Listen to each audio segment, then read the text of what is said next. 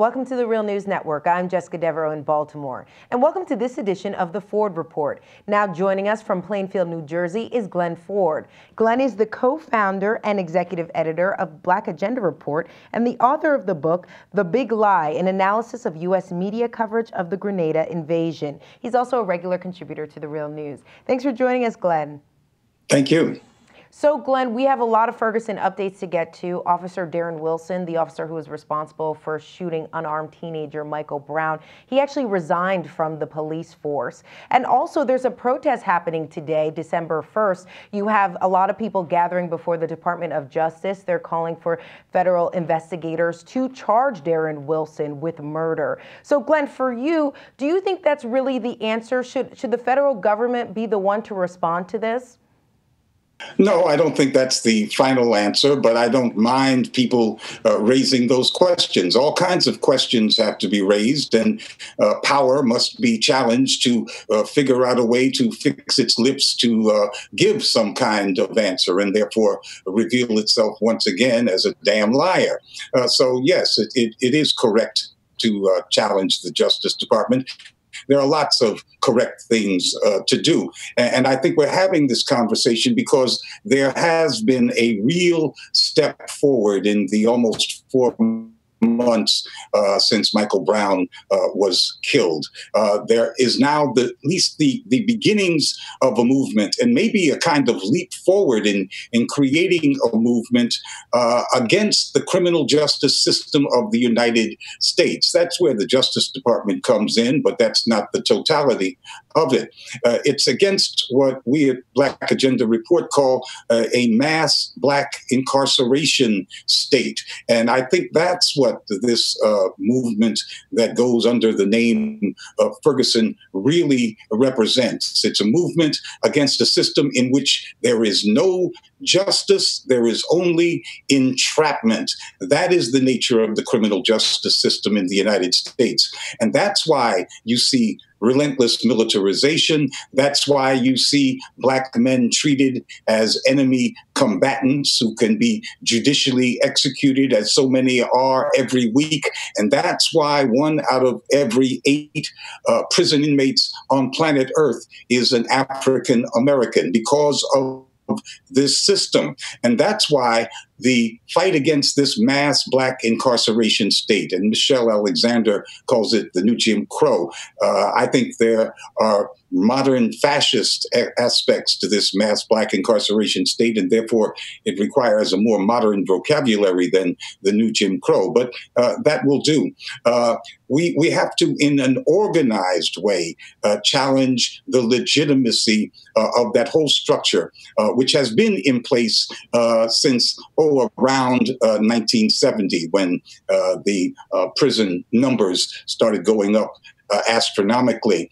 This is a different kind of struggle. It's different than voting rights. It's different than movement centered around employment issues, because you are going up against the institutions of the state. You're challenging the state's legitimacy, and you need to mobilize the people who are directly being preyed upon by the cops. You can't maintain that kind of movement, however, while you act as if you respect the authority of the cops. And so last week in Black Agenda Report, I wrote that any movement that defies the police power and rejects the authority of the state will inevitably be deemed illegal in its totality, and it will inevitably be accompanied by some level of violence. There are people out there embedded in our community, and many of them pretending to be part of the movement.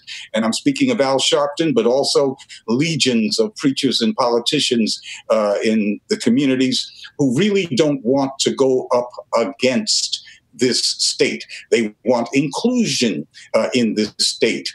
They were never really committed to tearing down the mass black incarceration state as an institution, but only getting more black police and getting more black prosecutors, and the ultimate, getting a black attorney general who will do to you just what those white attorney generals and prosecutors did to you. And they are now, especially after the events last Monday in Ferguson, attempting to isolate the young people who are preyed upon directly by the police, who are the cadre of folk who have to be mobilized if this is going to be a movement. And they're saying, well, we got to separate ourselves from them, that they actually harm the movement. And so they're drawing lines. And I think it's incumbent upon honest elements within the movement to draw lines as well, and not fall for that pseudo-moralizing about violence always hurting the perpetrator. There's going to be violence. The police are going to instigate and provoke the violence. They are the violent arm of the state, and the response to it is sometimes going to be violent.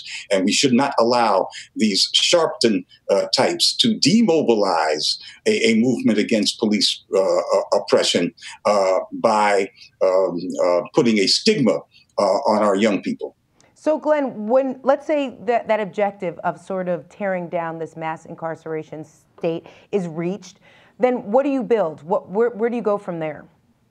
Well, many of us believe that the state is violent and repressive and without law, that it is lawless, because it is there not for the purpose of justice, but to protect the interests of what people now call the 1%.